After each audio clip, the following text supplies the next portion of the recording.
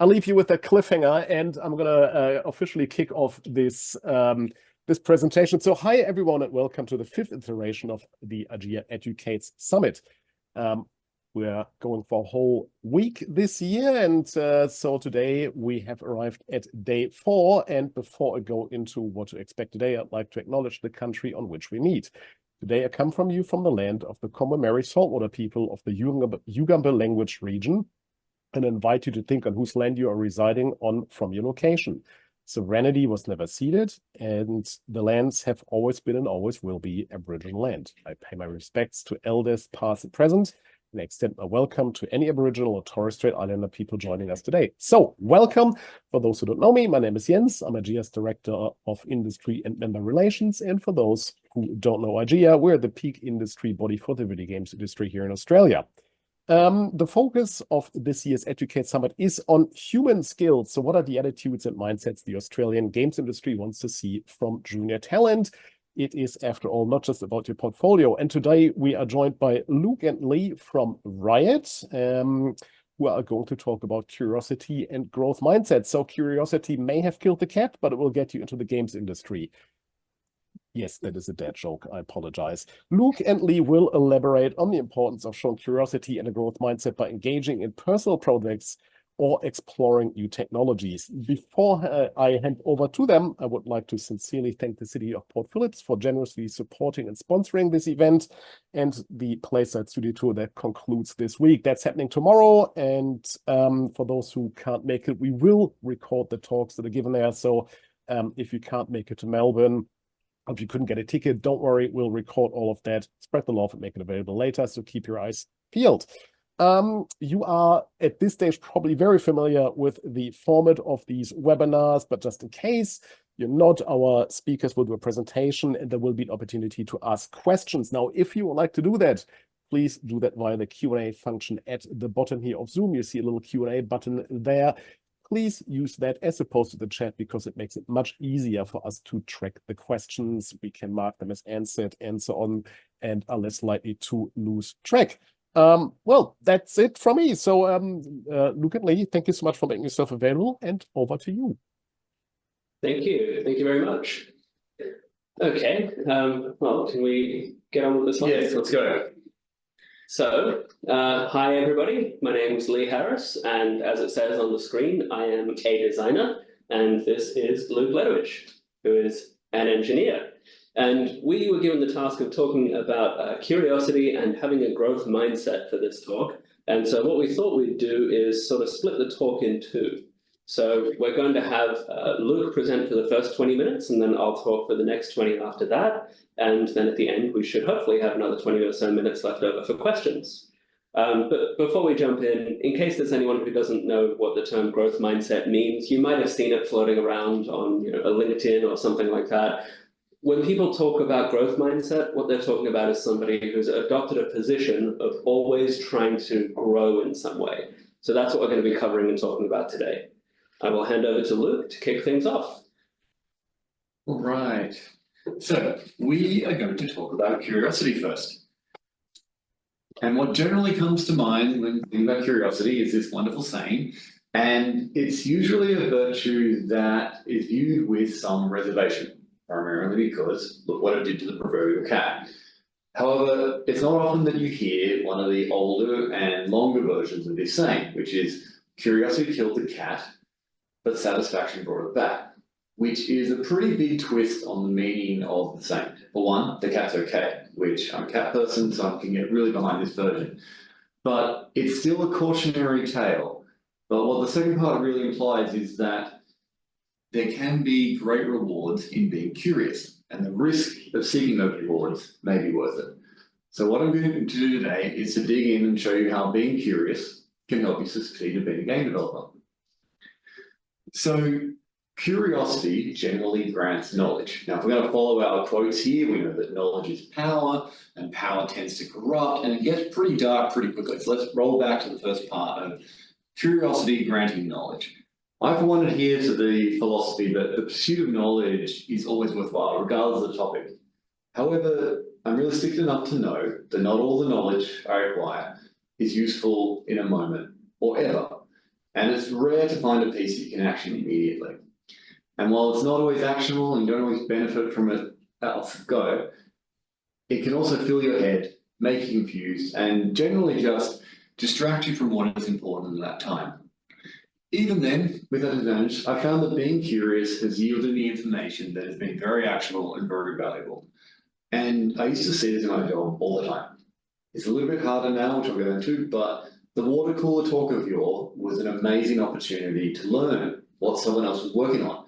They could be working in the same domain as you. They could be facing a problem that you've already solved. Or even better, they've already solved the problem that you were facing. And these talks and being curious about what people were doing in their day-to-day work regularly yielded rewards for me. And what it ultimately comes down to is, if you don't know or don't have this knowledge, you can't act on it. And if you never ask, and if you're never curious, you'll never know it either. Which brings us to the first part of curiosity, which is curiosity when seeking, and particularly when job seeking, when you're in a very early career. Now, I don't want to speak too much time about the easy ways to be curious. Like, honestly, let's go play some games. It'll be fun. You'll learn about games. You'll probably learn a bit about game dev.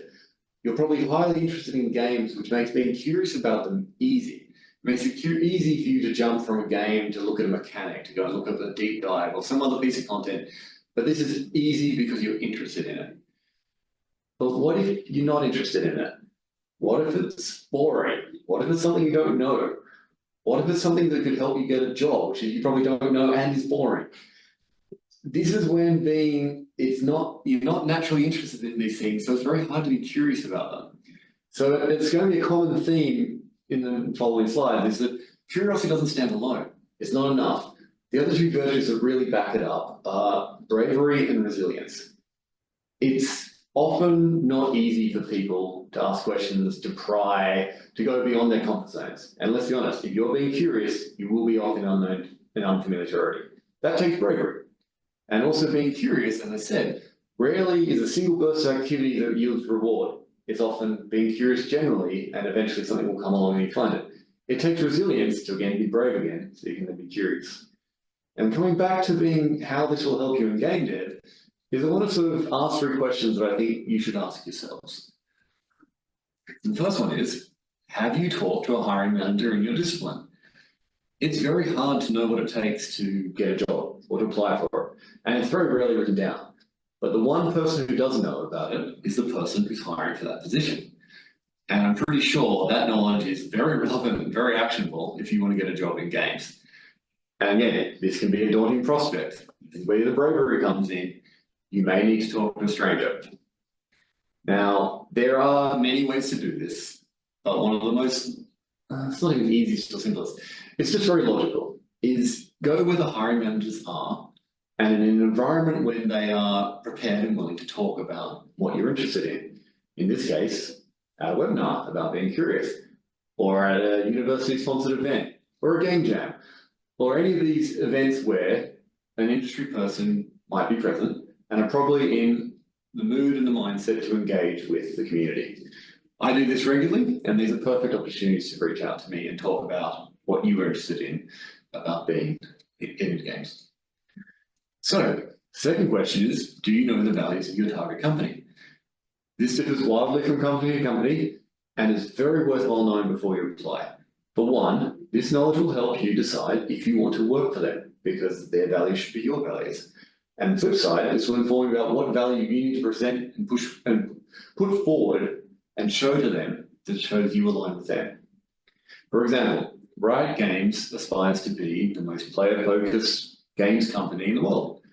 Being player-focused is one of our core values at Riot, and our interviewers will look for examples of this value in candidates who apply. So it's something very valuable to think about. And then lastly, what does an entry-level job actually look like? Again, interesting question, wildly different options out there, depending on who you talk to. Now, the obvious answer that someone can present to you is go study, go learn, go get an internship, go into independent games and make one yourself. But for a large number of developers, this was not their path. And I don't have solid numbers on this, but being curious about my peers, I've asked, and I would say that following one of these simple routes is actually an unusual entry point into the industry. you should consider a lot about these pathways that each individual has taken, because you're going to gain perspective on what a successful trajectory actually looks like. It may not be fast, but it has got there. It has worked for at least one individual out there. And this will gain you perspective about timelines and activities that are adjacent and on your way to entering the game industry. For me personally, I knew I wanted to be in gaming very early on at university, but it took an undergraduate, a master's degree, a whole lot of weird jobs before I slipped sideways 8 years later. It may not be fast, but it was a lot of fun to get there, to be honest. So back to the cat, because before we go too far, I want to stress the cautionary part of this quote. Sure, the cat lived. I'm going to be blunt, being killed probably doesn't sound very good. And we're talking about the satisfaction and bringing it back. Again, what if there isn't satisfaction? We've talked about the rare piece of actionable knowledge you get being curious. What if it's not there? It's important to understand the risks and consequences of being curious. And when we're talking about our domain and being curious about the games industry, the grand scheme of things, these risks and consequences, they're not extreme. In almost all cases, like the worst consequences you will face is lost time and effort. I know a lot of early career developers are a bit afraid to reach out to someone in the industry cold or talk to them after a talk like that, because they feel they'll be bothering or intruding. I don't think this really thinks about the risks and consequences here. While contacting someone could burn a bridge, it's really unlikely from just a single point of contact, at which point you worry about the response they're going to give you. They may not have the time or the presence of mind to respond to you either at a conference because they're too busy or online because they have their own work responses. They are a person. But that's where your resilience comes in. You need to be resilient about them not responding. And at the end of the day, what if they don't respond? Well, if they don't respond, what have you lost? Just some time and effort. So the consequences of being curious are not very severe. Now, one thing I forgot that. There is one last thing is, when reaching out, having a question to answer is an excellent strategy here, because it allows me to think about it offline. I can see a message, I can think of the response, and I can answer it quickly when I actually have time. And I've done this actually very recently as part of our internship program. A few people reached out on LinkedIn, I saw a question, I could answer that. I took the 5 minutes and answered. It wasn't prompt, I'm not going to, it didn't come within minutes, but it did come within days. So remember, if you have a discrete question, it's probably more likely to be answered than a cold call and say, hey, I want to talk. So try that if you want to reach out to somebody. So the next thing I want to talk about is curiosity is not an instantaneous event. It doesn't just stop early in career when you're young and naturally curious. You need to maintain it the whole time. So in development, you will need to be curious. And one of the classic ways to be curious is following a very solid mantra of game development where you fail faster. This is an extension of being curious. You want to explore as much of a problem space as possible. Now, the failing part of this is something we get to in a growth mindset, and I'll lead to Lee. But the one kernel I want to expose about bringing it back to being curious is, if you find something that's fun while you're iterating, how do you even know it is fun if you haven't explored the whole problem space? There could be something better just beyond your reach if you just reach out a little bit further, or it could be the combination of things. But if, again, coming back to being curious, if you never know, you won't ever be able to evaluate it properly. And this stretches out over your whole career. As you are a game dev for any small period of time, you will work on a number of projects. You'll build up foundations, principles, and technologies, and you will have experience with theories and games, and it will change. This is games, it will change very fast, and you will need to adapt. For each new project, they all have their own unknowns. I've worked on Halo, and Destiny, and World of Tanks, and Valorant, and these are all just shooters. Yet they are very, very different in how they approach their gameplay and all the systems underneath it.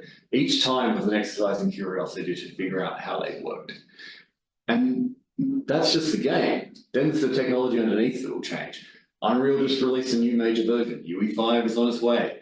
Unreal 4 games are slowly migrating. The knowledge is not lost due to a fact of continuity, but everything is now different. You can't trust it anymore. You need to be curious about what has changed and how you adapt. And this even applies to theory. Like, not even a few years ago, I would go to an Unreal dev and they would swear that you take all the blueprints, all the Unreal visual scripting language, and you push it down into code because that's performant. Yet these days, that is actively questioned. And a lot of shit in games that are mostly blueprint and it is purely functional. This is where the theory is changing over time, and you need to be curious about how to adapt. And lastly, as I said, these are all built on the foundations. And even if they don't change, they may become irrelevant. When you're in the game long enough, just the nature changes. When I started, networking connection was bad. Like a good connection was 250 milliseconds of ping. I don't think Iron even runs at greater than 100 by our spec. These things change, and thank God the PS3 is gone. And all my knowledge there is totally redundant, which I'm happy for.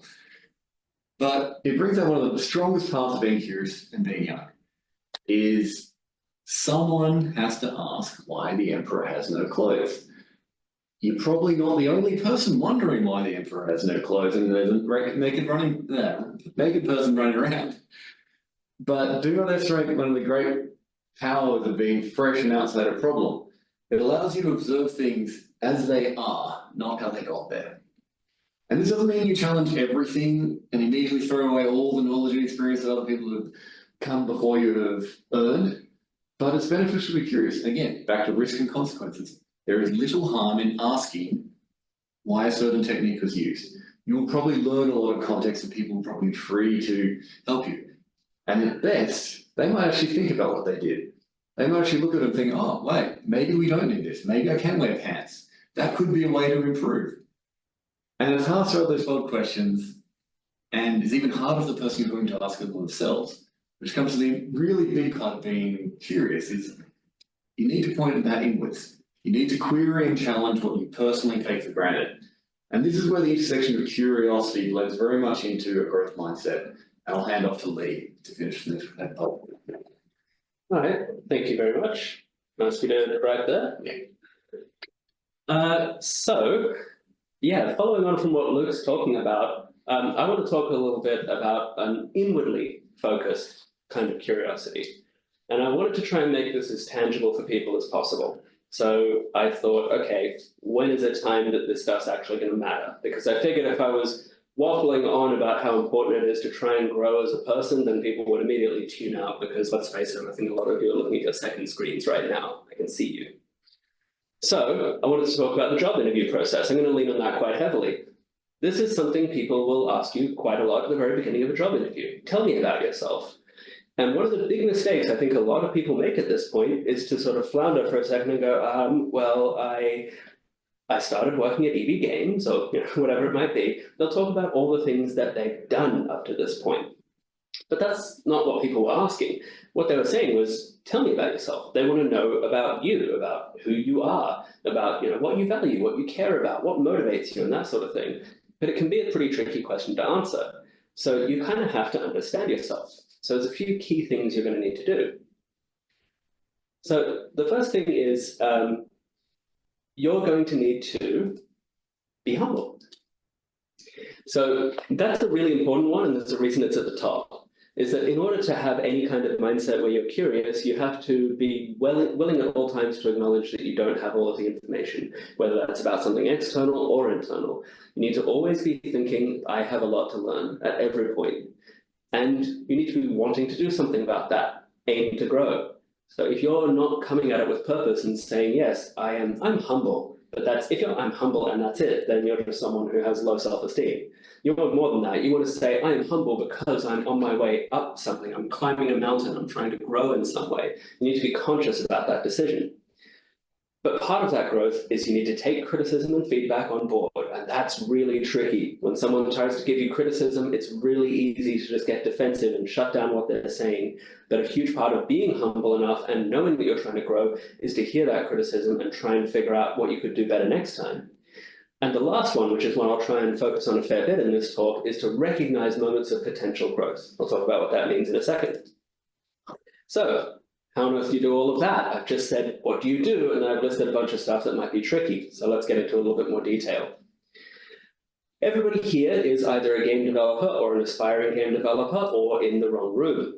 So let's assume that you're all game developers, or at least savvy enough with game development to understand that most games, after they go through their initial prototyping phase, get into an iteration phase. You playtest, you get feedback, you iterate. You playtest, you get feedback, you iterate. And then eventually you'll get to the point where you're shipping something. Although these days, a lot of the time, once you've shipped something, you're still playtesting and iterating with a live audience, especially here at Riot. So I'm using this because it should be nice and familiar to everybody. What I'd like to suggest is that if you're someone who wants to adopt a growth mindset, you need to take this exact blueprint and start applying it to your entire life, to you as a person. So, self-iteration. Let's look at it like this. I get a moment where I can reflect on my own personal growth, and then I iterate on myself. And then it happens again and again. So what is that moment exactly? I'm going to call them from here on out touch points. And what I mean by that is things like these. When you're given a choice in your career, when you've failed at something in your career, when you've received feedback, or when you decide to do something. So let's start with the first one. I'm given a choice. I love this one because it's really telling and it helps you understand not just yourself, but other people. So this is just something I would point to as a really good indicator that you've just passed a touch point of something where you can discover something about yourself. So let's say you're given a choice to spend days and days going down a rabbit hole and trying to figure out the best possible solution to a problem. Or you could have done it a different way and spent a lot more time talking with your team and back and forthing and talking about which rabbit holes you were each individually thinking of going down and asking questions at a surface level. Which one are you likely to do? A lot of you might already know the answer to this, which is great, but if not, just have a think about it. If you were given a task and you knew you had a team you could work with, are you likely to silo? Are you likely to go down a solo rabbit hole? If so, that should be something that you can use to learn about yourself. The example for me is game design. So I'm a game designer, and I know that if you give me the opportunity to jump into blueprints and try and make something myself, or to spend a bit of time trying to really understand the thing and communicate it clearly through good documentation to the people who are much more technical than I am and who are going to build it correctly, I'm much more likely to want to do the latter. I'll do the former if it's required. Plenty of other game designers are a different way, but being able to say to people, this is what I prefer to do is just really, really valuable. Luke mentioned failing. We talk about failure just as something not working, but we don't mean it in the sense of abject failure, you're horrible, this is all terrible. We just talk about failure as something didn't work and now we all know better. It's like when, it might have been Thomas Edison, coming off the fly on this one, but he was talking about how you've learned 10,000 ways not to invent a light bulb, and that's progress, even if you haven't successfully built the light bulb. It's kind of the same thing in game dev. If you try going down a path and find that something isn't fun, you've still made progress. So when it comes to failure, what I want to talk about is something you'll likely encounter if you haven't already when it comes to job interviews, and that's the STAR system. STAR. The gist of it is that when somebody asks you to provide an example of a time when you did something, what they're asking you to do is provide a full picture of an exact moment that includes everything and includes your behavior and everything that led up to that point. STAR stands for situation, task, action, and result. So what's the situation, meaning what was the context I was in? The task at hand, so what was my goal? The action that I did, so what exactly did I do in this situation? And then what was the result? So STAR, if you haven't encountered it, you will eventually. So if you try to apply any moment where you failed, if you try to just break it down using that same system, it should allow you to just take a step back and be a bit dispassionate and say, okay, this didn't work, or I failed here. So what did I do wrong? Well, let's start with everything. What was the situation? What was the task? What did I do? What was the result? The reason to go through those steps is because it just helps you to take a step back from yourself and see what happened. The next one would be when you receive feedback. This one's a little more in your face. It's a lot more confrontational sometimes, but it's a little bit tricky. Like you've got to learn that you've got all of this information that's coming your way, and sometimes it doesn't come your way because you haven't invited it. When we're talking about feedback, we're talking about other people coming and telling you that they think that you did a good or a poor job. So if I go to you, hey, that was a really great presentation you gave, that's pretty easy. Most people can just say that as a platitude. But if after this, Luke would have come up to me and go, hey, Lee, you really, really ruined that presentation, and here's why. Like, First of all, oh wow, okay, thanks. I didn't ask. The thing is, I should ask. At the end of a presentation like this, I should go to Luke, or I should talk to people who are on the receiving end of it and say, hey, what did you think about the presentation? Was there things you liked or didn't like about it? I should try and go out of my way to cultivate moments where I get that feedback from people, because if I don't get it, then I can't improve for next time. But one of the keys to this is that not only would I need to go to Luke and say, hey, your feedback is welcome right now, but I would have to have a strong enough relationship with Luke that he trusts me enough that if I ask for feedback, I mean, it's okay to tear me to shreds. It's okay to say, here are all the things that were really bad that I would not do next time. And the reason why he trusts that is because we've been in that situation before. He's taken a look at an idea of mine and gone, that's nonsense, that's not going to work, and here's why. And I've gone, oh, okay, tell me more. I didn't realize that that was going to be a problem. Luke has a different discipline to me, so he's coming at it with a perspective I don't understand. So you need to make sure that the people you're working with, your colleagues, your students, your teachers, know that they can come to you with critical, even sometimes negative feedback, and that you'll take it on board, try to improve, and then do better next time. And if they see you try to do better next time and take that feedback on board, they're more likely to give you more feedback. And it creates a virtuous cycle of you learning more and more about yourself. I think it's important to note that of all of the people who know the most about you, you're probably the worst at it. Like, you are your least reliable self-appraiser. I think I've got a very good idea of myself and who I am. But if I were to go to all of my colleagues and say, hey, can you tell me what I'm like to work with? I would definitely uncover a lot of things that I don't normally. So it's just important to have that, again, humble mindset of going, I don't know everything there is to know about me yet. I'm still a work in progress. I'm growing, and I'm only one perspective. Luke's is another. Jens is another. Everybody who knows you. This could come from friends as well. Do I have a tendency to do this thing? These are all questions you could ask people. And the last one is when you decide to. So what I mean by this is just scheduling. Like, give yourself a diary. Write down in a diary what has been going on for you, because when you write down things in a diary, you're more likely to notice when a touch point that gives you the opportunity for growth comes up.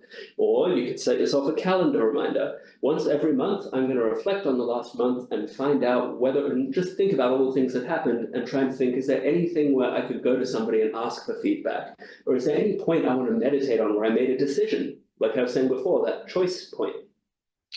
Or you can just set a regular meeting with somebody you trust, someone who you know well, or it could just be a friend where once every little while you just want to talk about things that have been going on specifically with that goal of trying to figure out if there's something that you think you could have done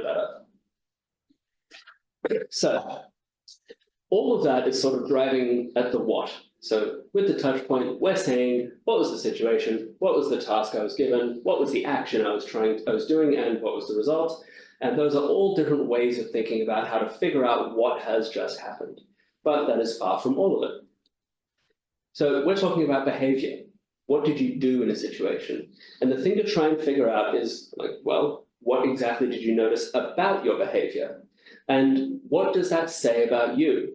So often you think of yourself one way and you think, I am the sort of person who does X. But if your behavior doesn't match up with what you think you are as a person, you're likely to just explain it away or disregard that piece of behavior. But no, the behavior, that's your evidence. That's your data point. That's the key thing that should tell you that maybe you need to adjust your idea of who you are. So let's give a couple of examples quickly. Are you the sort of person who gets bogged down in the details of something? Like, you really, really get down into those details to the extent that you sometimes can't see the forest for the trees? If so, maybe you're a detail-oriented person. People usually use that in a positive way. They'll say, I'm a detail-oriented person, which is sort of a code for, don't worry, I won't miss anything, I'll get all of it. But what I'm talking about is more, are you the sort of person who gets so obsessed with details that you forget about the big picture? There's a flip side to being detail-oriented that might not be a great thing. Or are you someone who's really fixated on the big picture and doesn't like getting into the details because they're too small in scope? Another example, let's say you were struggling to find the focus to complete a task. Well, are you a highly distractible person? And if so, what could you do to change the context in which you're completing your task next time so that you can find the focus you need? What about conflict? I'm sure everyone's had an experience where they've been in conflict with another student or a colleague or a team member of some kind. Why might that have happened? This one's really tricky to get nailed, but if you can, it's really useful. When you're in conflict with someone, it's generally not that you're great and they're horrible. That's often not what we're talking about. Usually, different kinds of personalities just create conflict with one another, especially when you're trying to complete a task in a work type environment. So maybe you're someone who likes to talk a lot and takes up a lot of space, and there's someone who's struggling to get a word in. Could be that simple. Or maybe you're a really obedient person and you want to complete the task as instructed by the person who gave you the task. And maybe the other person really likes to go rogue and they think they've got a better way to do it that is outside the bounds of what you've been told. Different reasons that conflict might exist will abound, and it's really key just to take those pieces of conflict and just think to myself, what is it about me and my personality that creates friction with this person, and what can I learn for next time? So when you do enough of this, you can start to get even more big picture with it. So we've gone through what did I do, what was the behavior, and we started to ask, why did I do that kind of behavior? What kind of person am I if I do that kind of behavior? But if you do it enough times, you might start to realize that there is a core value you hold, which is telling you why, or informing why you do all of those bits of behavior. So let's say, for example, I'm in this situation and I've been in that exact situation before, and I've done the same thing before, and I noticed that 2 or 3 times I've always become frustrated when I was asked to work in a situation where I didn't understand the reason why we were doing it the way we were doing. That's great. I can learn something about myself and say that I have a really strong core value of a need to understand. I need to understand the reason we're doing something, otherwise I won't be motivated by it. Not always, but these are good ways to figure out if there's something that you value. So maybe you can look at it and go, what is it about this particular context that asked me to, or caused me to behave this way? So if I normally behave this way when I'm doing this task, and then this one time I behaved in a different way than usual, what a great touch point. That's a great moment to stop and reflect and think to yourself, what was different? What in the context was different? Was there something about the task and the way it was given to me that was different? And in doing that, once you've got a bit of an understanding of what you value, that'll help you in answering those questions when you're in a job interview and someone says, tell us about yourself.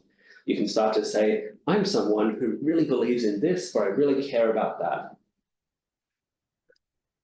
And I want to kind of stress that the way we will often think about ourselves works values to behaviors. I am the sort of person who believes in X, Y, or Z, therefore I do X, Y, or Z. And often you really need to be looking at it in the inverse. So let's take fairness, for example.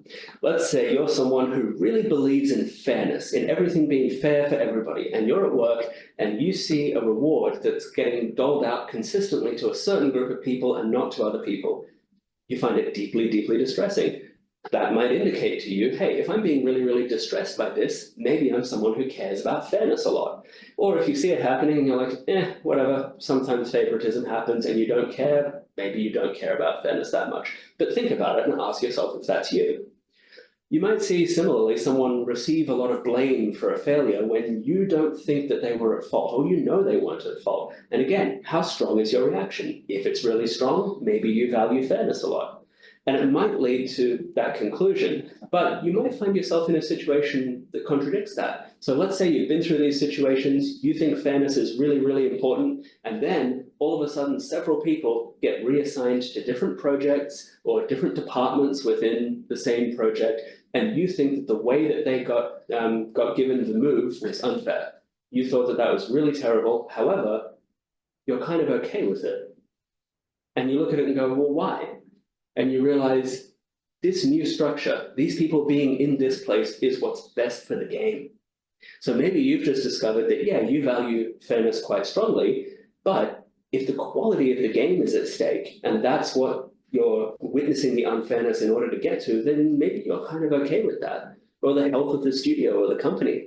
There can be a number of things, but I guess what I'm trying to urge is don't think about it as a binary. It's not, I'm someone who cares about fairness, or I don't. It's, this is a strong belief that I hold. However, it's superseded if the quality of the game is at stake. But maybe it depends on the level of fairness. If something is so hugely unfair that you would never care about the quality of the game over what's just happened, then that can happen too. But with every one of these, there's always like a spectrum. Like you might be someone who really, really values fairness, and somebody else might really, really value opportunity. And so to maximize opportunity in a workspace, you need to allow people to just push as far as they're able to do everything within their power to try and get to a certain point. And that might make you go, I have to sacrifice a bit of fairness in order to let that be the sort of workplace I'm in. It's a little esoteric, but when you're trying to join a company and you're talking to a recruiter or to a hiring manager, and they say, these are our company values, if you understand what your values are on these spectrums, then it'll help you understand if you're going in the right direction, if you're finding the right job.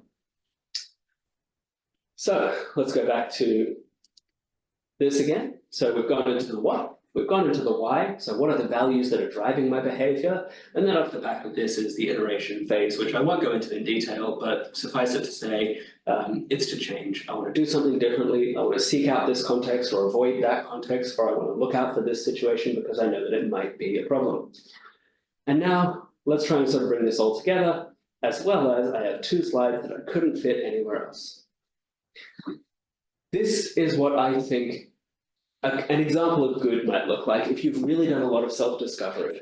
And I don't want to say that like you do it and then it's done. You're always doing it. But are you someone who does it? This is a good example. I work best when I'm in a close-knit team because I value collaboration in my work. But I also like long stints of alone time to focus because I'm highly distractible. And it's important to me that I be publicly recognized for the good work I do because I take a lot from external validation. If somebody says this to me in an interview, then I know that this is someone who's thought a lot about who they are and what they value. And you're not declaring it. Like, I'm not suggesting that you get into an interview and say, hello, I have done a lot of self-discovery and reflection, because that doesn't really mean anything. It will come across in the interview if you've done the work. And so this sentence for me is an exemplary way of showing the sort of thing somebody might say if they've done this kind of work.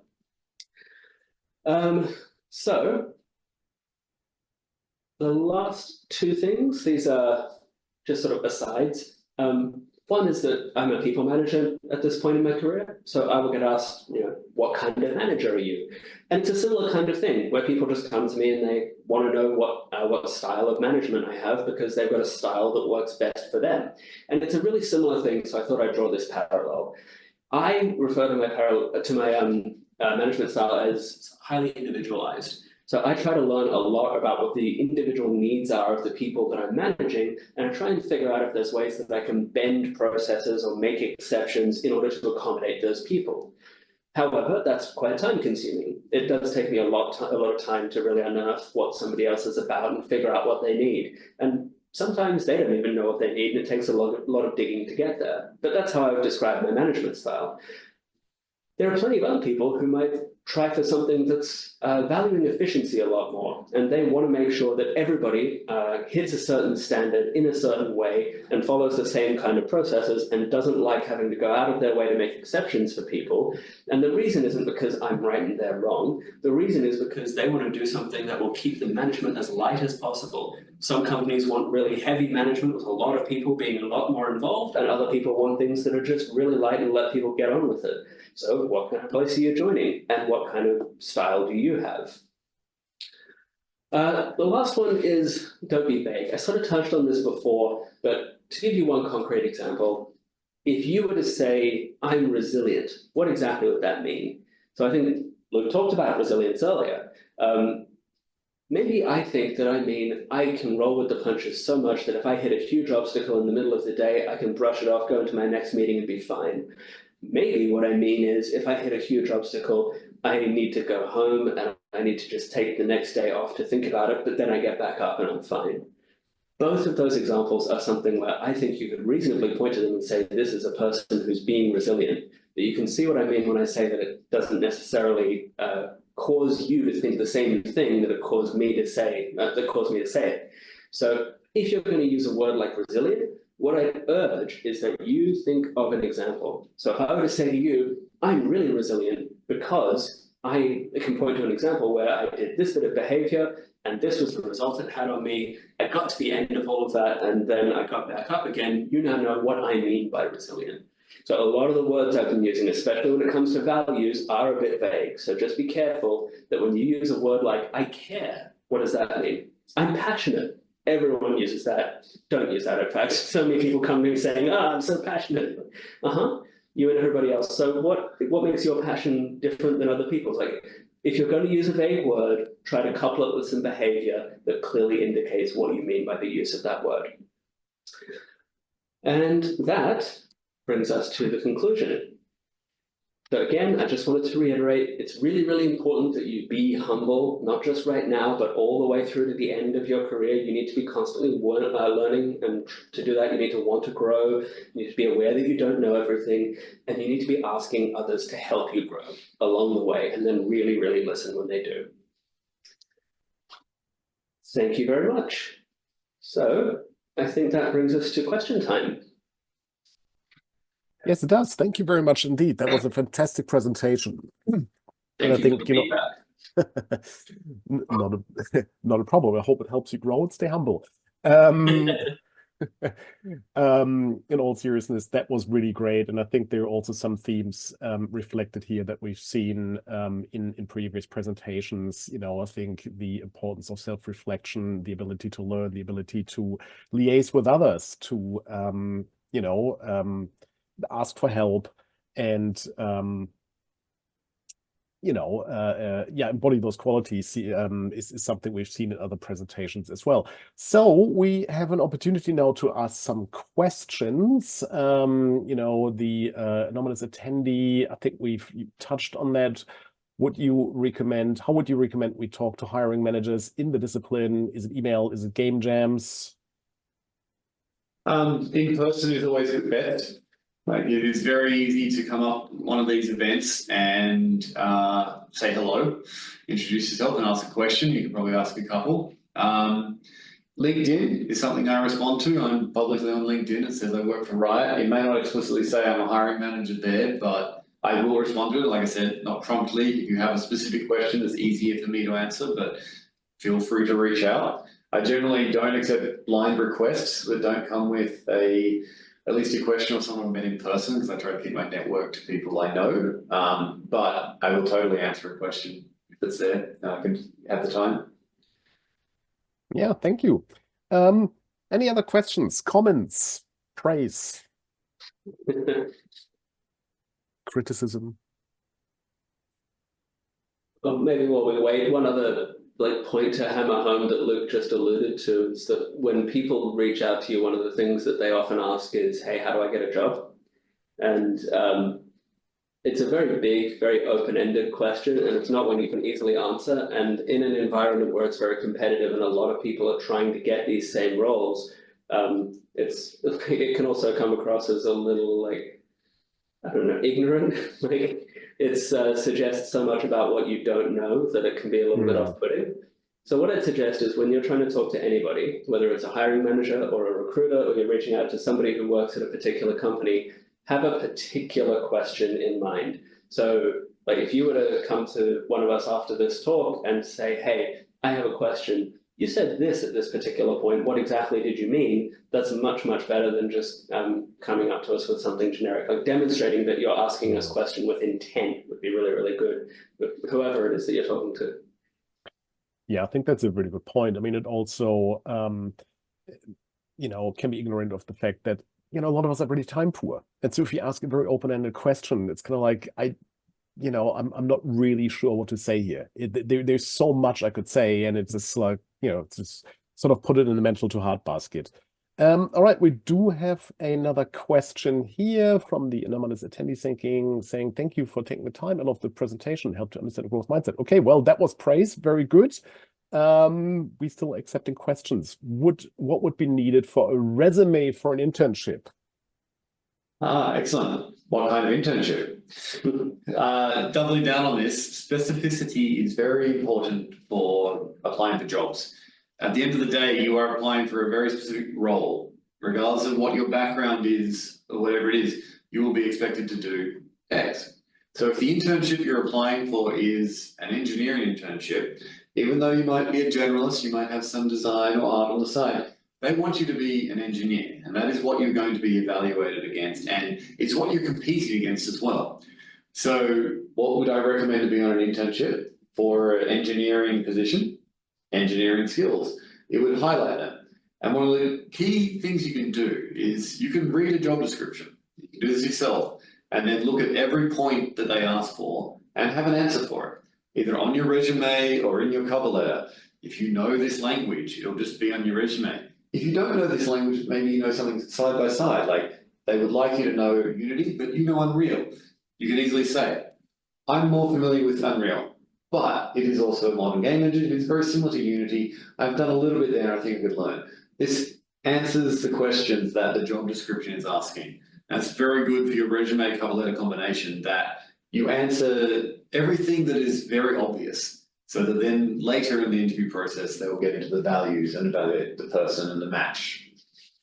And I think just to jump on that as well, when people give out job descriptions, they're trying to be as specific as possible so they can get the right candidate through.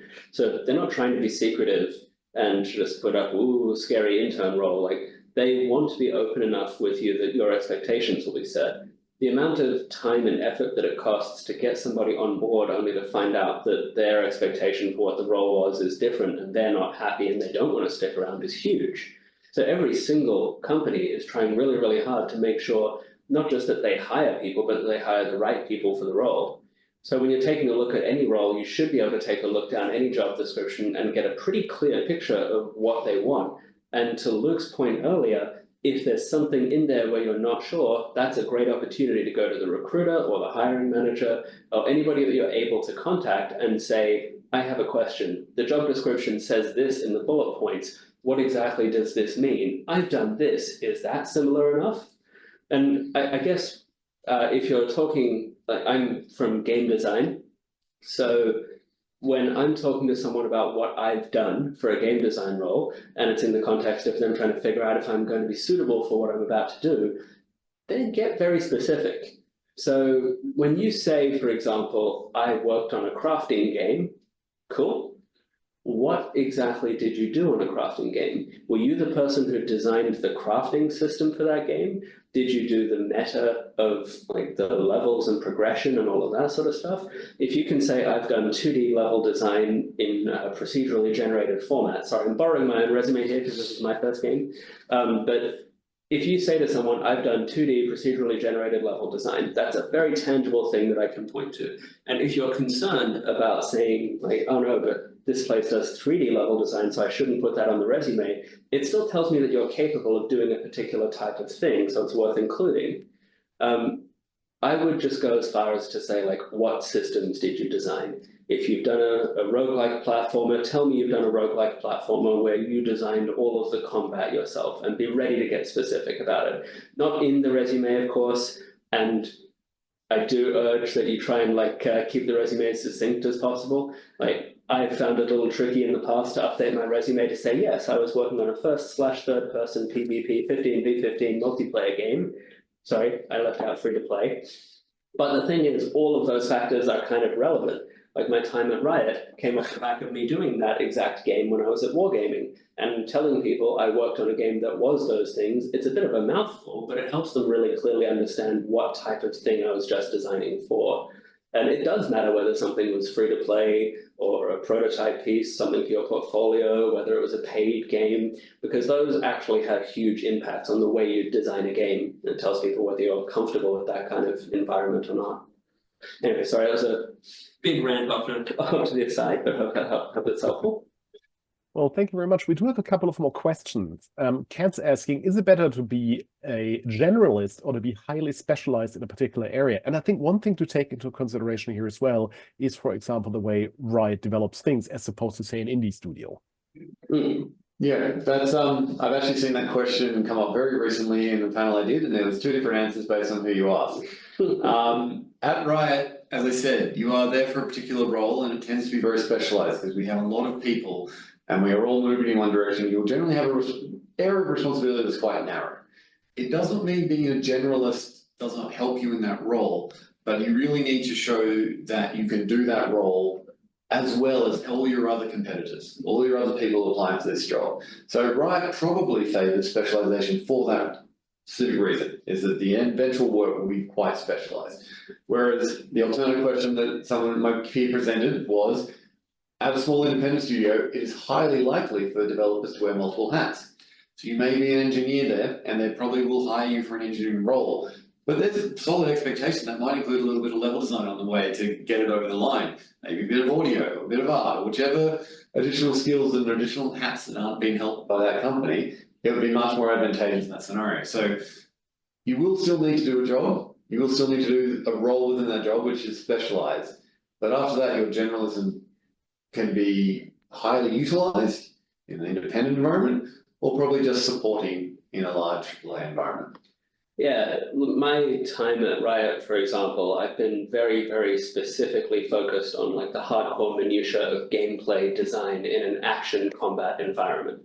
My previous life, I was an indie game developer, and I could be bringing to the table all manner of things in Riot, including 2D procedurally generated level design if called upon, but also outside of that, like business dev, grant applications, PR, publishing, community management, QA, UX design. There's so many things that I have done because I've got quite a broad skill set, but on any given day, I'm really going deep and focusing on one thing. So if you're trying to go, for example, for a role in League of Legends at Riot Sydney, being a gigantic League of Legends player who knows the game inside and out is incredibly useful. It is definitely not going to be that useful if you're working somewhere that's making a game in a totally different genre. So it does really depend.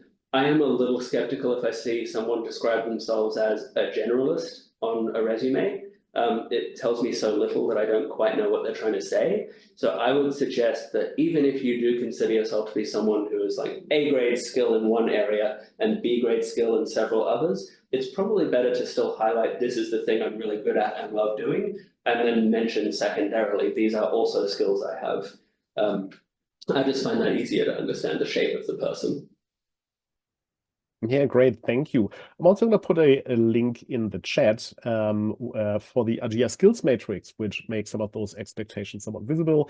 It is not super up to date, but should still be current enough to give an idea of what is asked for in an indie studio compared to a AAA studio. So this lists the various skills that are expected of juniors and graduates in studios of various sizes, ranging from small, medium to large. We're also in the process of updating this, so stay tuned for that. We do have a couple more questions and comments. Brendan says, hey, I thought that was brilliant. I found myself reflecting on some of the points of values and likely use of the word spectrum, almost like we are reading my thoughts. How would you explain being versatile and multifaceted? Sorry, can you say that again? So the question was, how would you explain being versatile or multifaceted? How would I explain being versatile or multifaceted? Maybe Brendan can elaborate a little bit on that while we jump to the next question. Anonymous attendee is asking, is an internship valued when you apply for a job? Very. Right. An internship, successful completion of internship shows two things. One, you've gone through the interview process and obviously aligned well with the values of the company and got the job. And two, you will have practical experience doing a role, which it can be very different. So both of those will help you. The secondary part to both that is you will have experience inside the company. You'll have some connections and you'll have some knowledge. And when you come back potentially for another role, they will know a little bit about you. And that can probably help them make a decision about whether you'll be right for that position.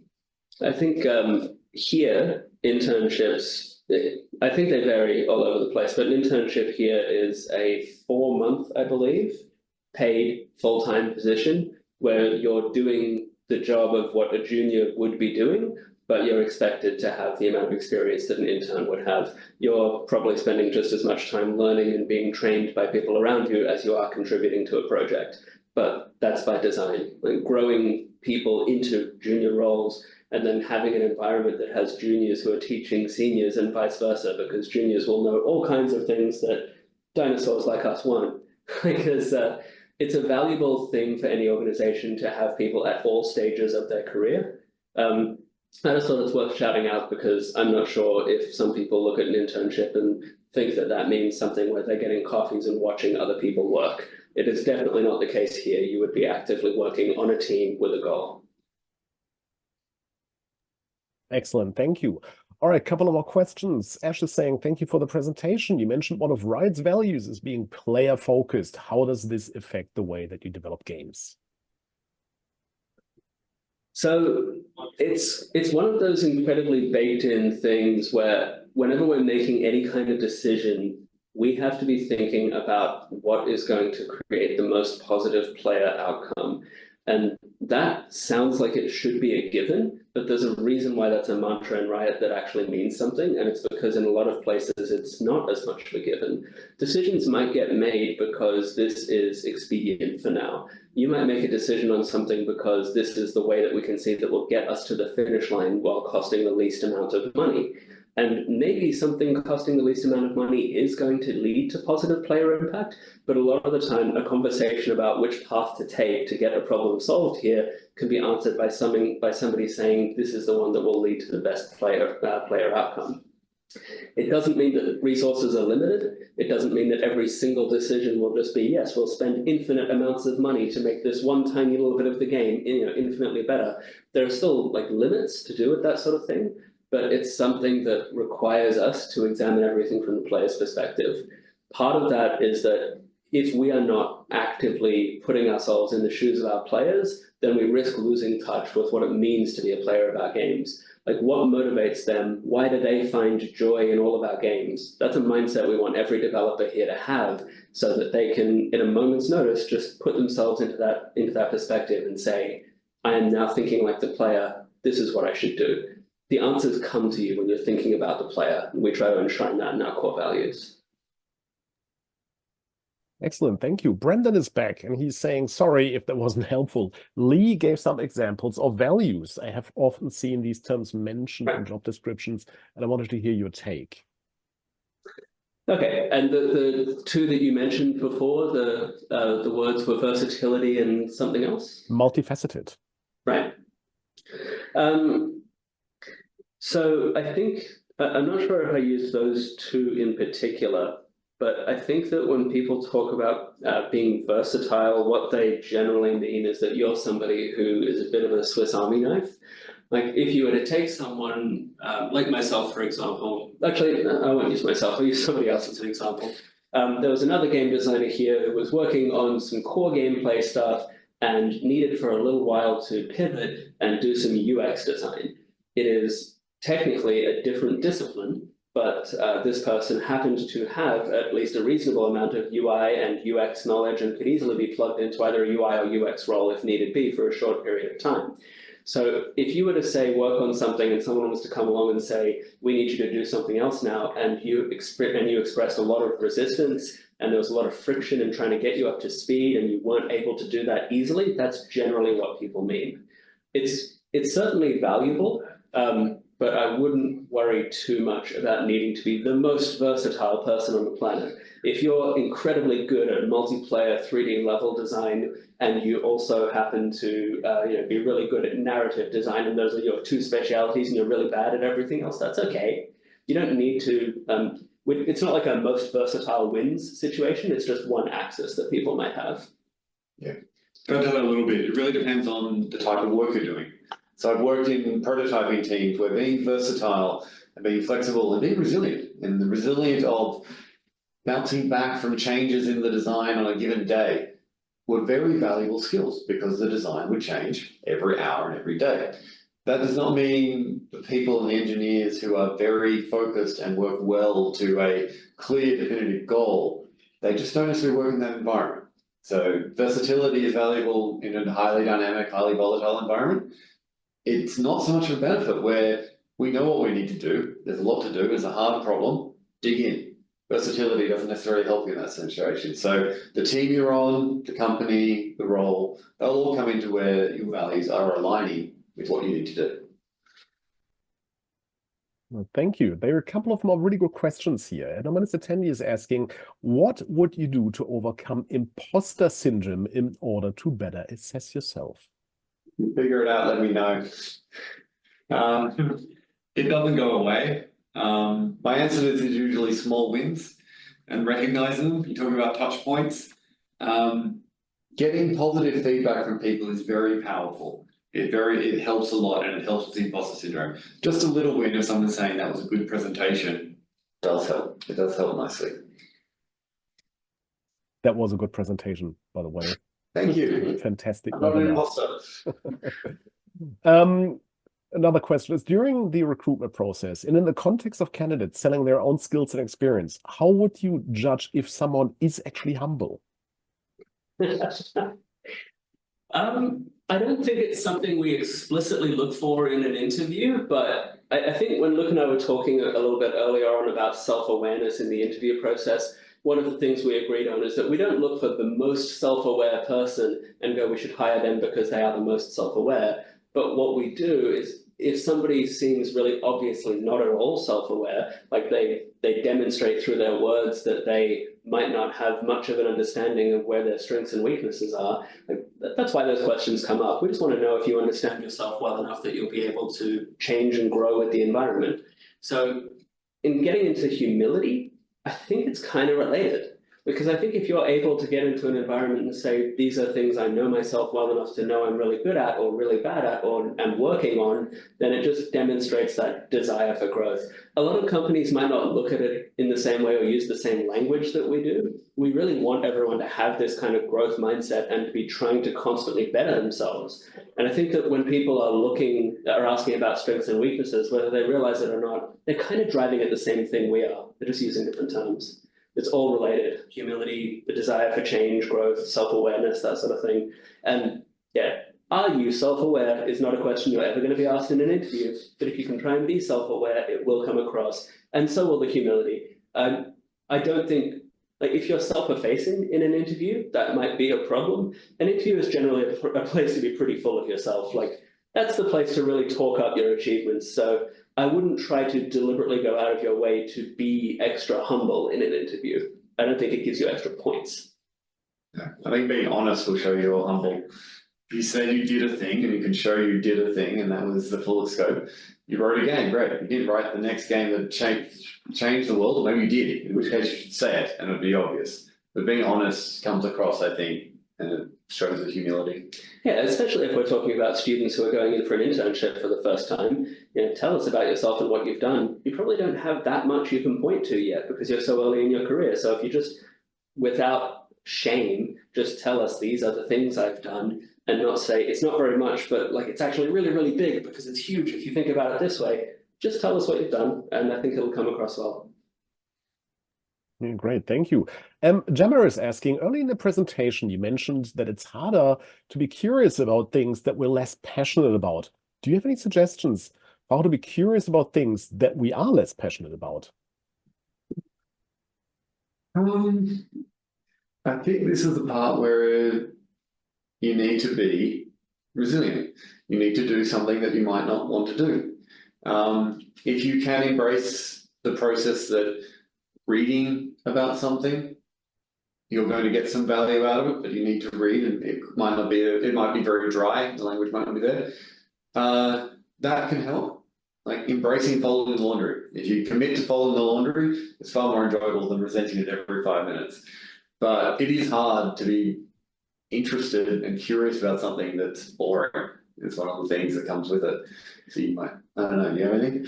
Well, I think like I'm not a player of every single genre of game. So sometimes I'll have to work on a game where I don't really like the genre personally, and I'll have to try and find out how to get myself to care about it. I think the thing that I do find some success with is in looking at the community, like looking at people playing the game and seeing people who are streaming it, talking to people who play it and enjoy it, and really trying to get inside the mind of somebody who does like this thing. I find that like one of the things that's a driver for me as a game designer is I want people to have an experience and I want them to feel a particular way. And so if I can observe what somebody is like who feels the way that this game's supposed to make them feel, then I can focus on the positive experience that a person's having. That for me is a driver of satisfaction, and I can just shortcut to there and then come back to finding the stepping stone of the interface, the game, as yeah, it'll come naturally if I've got that connection to the player and what I want them to feel. Great, thank you. Look, that's pretty much it for with regards to the questions. Also looking at the time, you're already 5 minutes over. Does anyone else have any further questions or comments before we give Leigh and Luke their time back? If that's not the case, in all seriousness, it was a really fantastic presentation. So hopefully that helps a bit with the imposter syndrome. I mean, I know it well too. Look, again, like I said, in all seriousness, thank you very much. It was fantastic. Some really fantastic insights there. I think that was also reflected in the number of questions that we have received. So, you know, and what a great conclusion to the online part of the IG Educate Summit 2024. Again, tomorrow is the Studio 2 Apply set in Melbourne. We'll record the talk, so you know, keep your eyes peeled for those. I have seen those talks presented to lecturers, and they were really very, very interesting and insightful. So you don't want to miss that. Thank you all for dialing in, and again, thank you so much, Leigh and Luke. Much appreciated. Take care, everybody, and see you next year.